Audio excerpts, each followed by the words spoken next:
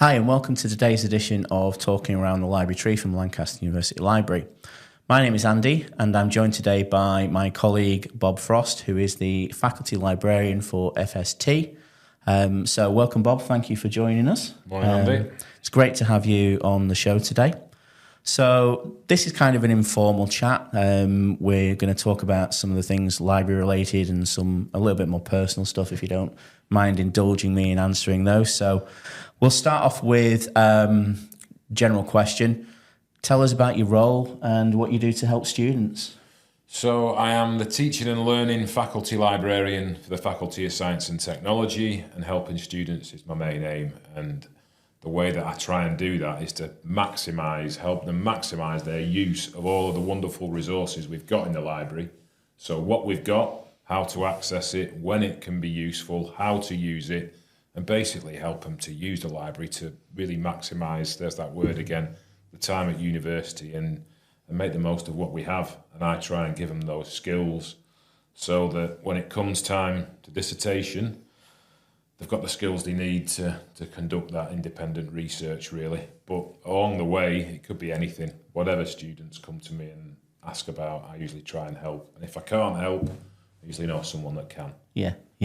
And that's through embedded teaching, one-to-ones, both in person, online. Yeah, in FST, we pretty much, myself and Louise, I work quite closely with Louise Innes, the learning developer, and we are pretty much embedded in all of the programmes across FST now. So whether it's teaching, whether it's workshops, one-to-ones, drop-ins, pop-up libraries, whatever it is, we're just trying to get the word out really and spread the knowledge that we have.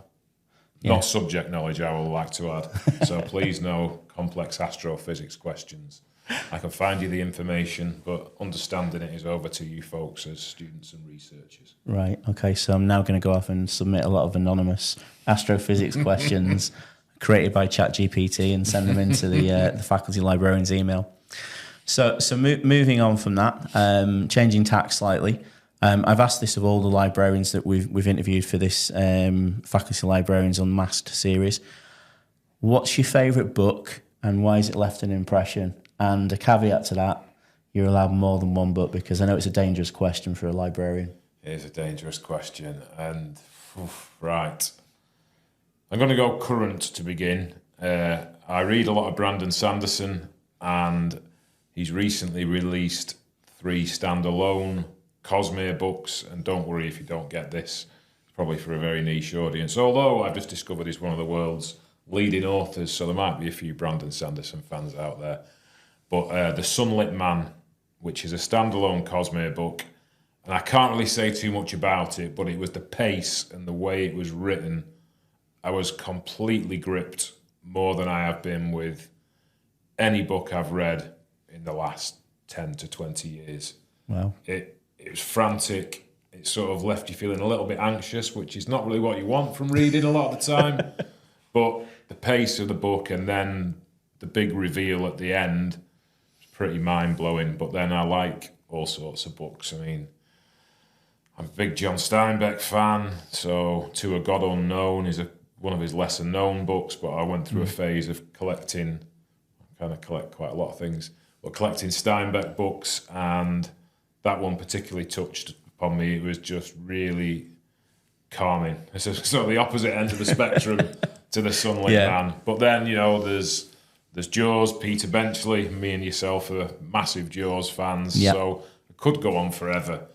If you wanted to get dystopian, there's The Scarlet Plague by Jack London, one of the first dystopian books, I think, novels, in Brave New World, 1984. But I could go on forever. But I think, to answer your original question without rambling too much, I'm going to go current because we spend a lot of our time looking backwards, I think, and it's nice to focus on current new stuff. Yeah. So I'm going to go with The Sunlit Man by Brandon Sanderson. And Sanderson's a fantasy author, is that correct? Yeah, it's high fantasy.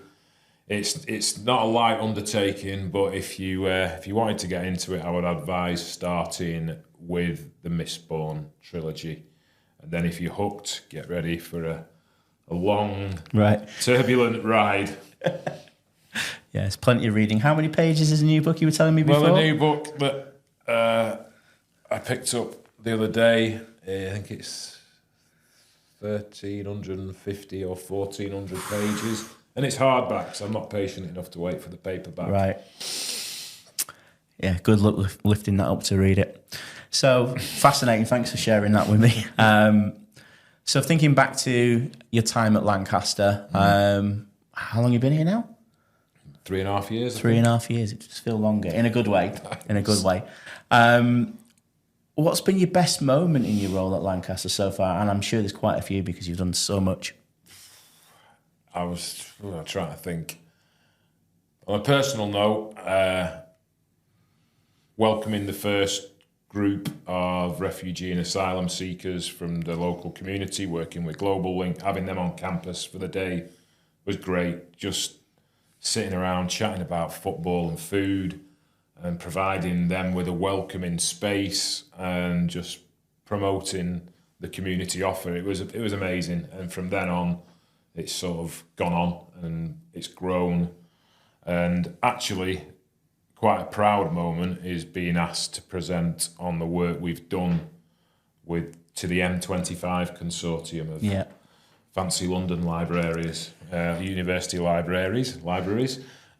So going to present to them because somebody from their group of universities saw me speak and wanted me to speak to those within the M25. That's and fantastic. Also, on another personal note, being able to visit Leipzig with yourself, Andy, to the Leipzig campus last winter, which was a great honour, really, to be allowed to go over there and work with the staff and students and basically, again, help them maximise their use of our wonderful library. Yeah, I agree. That was one of the highlights of my time at Lancaster was going to see how a partner institution works and to see the different pressures that they've got and their enthusiasm from their students and staff. And it's just a lovely city. It was a great trip and very rewarding professionally. Probably another personal non-work note, the best lager I think I've ever tasted in Augustina. I'm going to be shameless and give it a plug. The Augustina beer keller in the centre of Leipzig. Yeah, I dream about that beer. Yeah, so if you're listening to this or watching this in Germany and you're an exec from Augustina, the Munich brewery, Bob would like a sponsorship deal, please. Thank you. Moving away from lager to a slightly more serious subject, and again, I've asked all the librarians this because it's alongside what's your favourite book as a librarian. What's your favourite database and why? Yeah, and this is another can of worms to open, I guess. It is a can of worms to open, and Elsevier, one of the big publishers out there, have lots of ways and means of acting we don't really agree with, but some of their products are good. And SCOPUS, I bang on about this when I'm speaking to students in lectures. I tell them librarians were allowed such things as favourite databases. We are that dull. And SCOPUS, I think, is mine because of the multidisciplinary nature of it, the tools and the ways of tracking citations and getting research intelligence. I get quite excited when I go into SCOPUS. I actually did it with my wife the other night. She was asking about well-being and whether universities are actually working with students on research into well-being and green therapy. And I was like, let's get it. Let's do a SCOPUS search. She said, it's 8 o'clock on a Tuesday night. Why are you doing work? Who says romance is dead? Well, you know. Last of the great romantics. But yeah, I would say SCOPUS for academic purposes, but then also Bob is something that I don't think a lot of people are aware that we have. So what does Bob stand for? Oh yeah, it's not because you're Bob as well. Yeah, it's now to do with me. It's a box of broadcasts, and it's basically the biggest streaming site of TV that I'm aware of, and we get access to it as Lancaster staff and students, and it's basically everything broadcast on free-to-air television for the past 25 years. So if you support who I do in the football world, you can just go back and watch Match of the Day from 13 years ago and beyond and forget about the last 13 years. And hopefully from that you may guess who I support. I don't want to put it in the podcast because it will bring up all sorts of contentious questions and malice towards me. Yeah, and that's just from me. Oh, cool. So, I mean, yeah, I can definitely say that he does bang on about Scopus. He does in the office. He goes on about it all the time. I'm like, Bobby, I know what Scopus is. You don't have to sell it to me. So thank you for that. So, time travel's been invented. Okay, yeah. You've got your own DeLorean. If you don't get that reference, Google DeLorean time travel.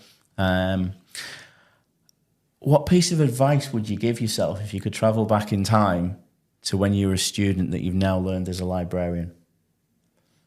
Well, actually, quite an interesting story on this, I guess. It would be listen to your librarian, not just because I'm one and I'm a egomaniac and want you all to listen to me, but the reason I became a librarian in the first place was previous to this, I used to work wastewater treatment and construction, and then I decided to do a degree in my later years, late 20s. And when it came to dissertation time, I was pretty much ready to jack in the whole thing. I was like, I'm not cut out for this, because that's when your library skills are really put to the test. So if you can build those skills up from the word go, it's nowhere near as much of a shot when you're left to your own devices to start doing your own research.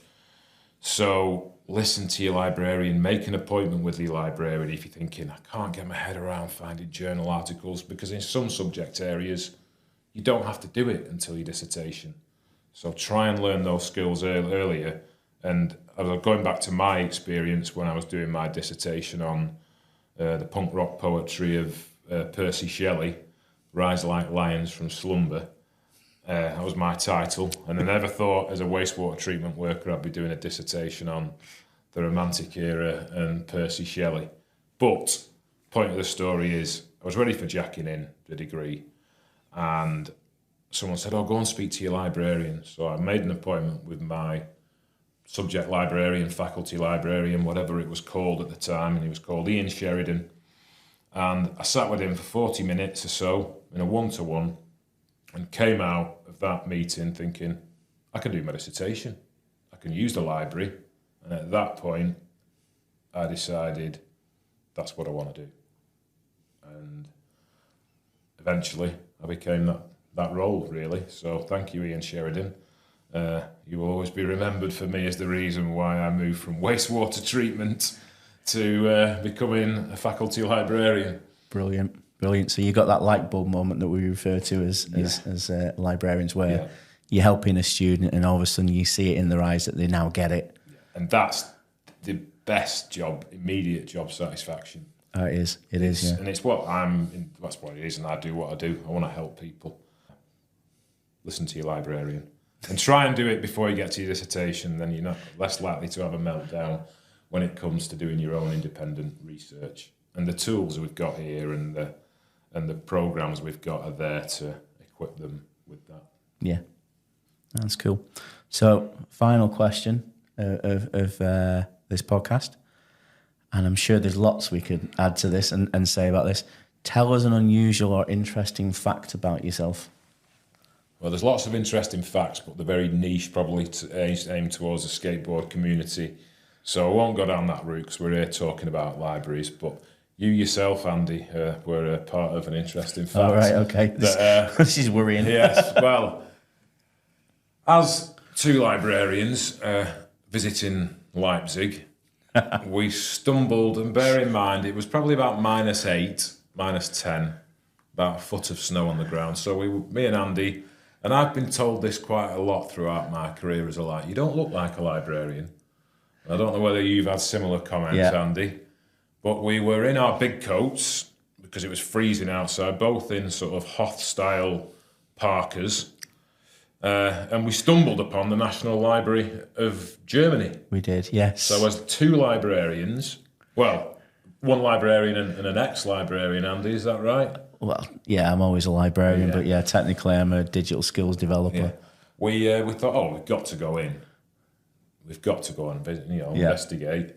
So we just wandered into the National Library of Germany, and as librarians, we thought, we'll just start wandering around. We'll have a wander down this corridor, and mine and Andy's German isn't too good, and I don't think the security guards' English was that good.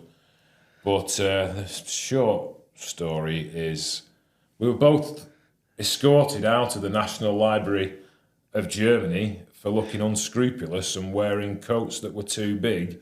And I just don't think we tried to explain in English that we were both librarians and we did belong in this building and we weren't here to rob the place. But yeah, being escorted out of the National Library of Germany is quite an interesting fact, I guess. Yeah, I think I remember it, the security guard called another guard over, so there was two of them to come and talk to us in the end because we were trying to explain, and I think he thought we were being a bit off with him, which we weren't. We were quite amused by it, and he said, "It's your coach. You could steal books," and we both kind of looked at him, and he went, "You have to leave now."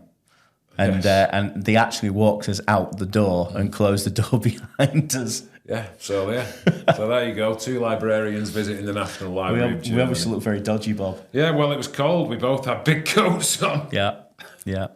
So, that's fascinating. Thank you for sharing that and reminding me of how dodgy we both look in our winter attire. So this has been great. Thank you for coming along to the show today and talking. And if you are an FST student, then please, if you need help with anything before your dissertation, get in touch with Bob, and he would be delighted to advise you and help you with that. So, being a librarian is wonderful because, especially when you've got so many subject areas, because you get little snippets and gems of information on these fascinating research topics the students are undertaking. Yeah. So it's really quite invaluable for the pub quiz team as well. Yeah, there's never a dull day, is there? No. So anyway, thank you for joining me, and thank you guys out there for listening and watching. And please check out the other podcasts that we have from Talking Around the Library Tree, and take care. Goodbye. Cheers. See ya.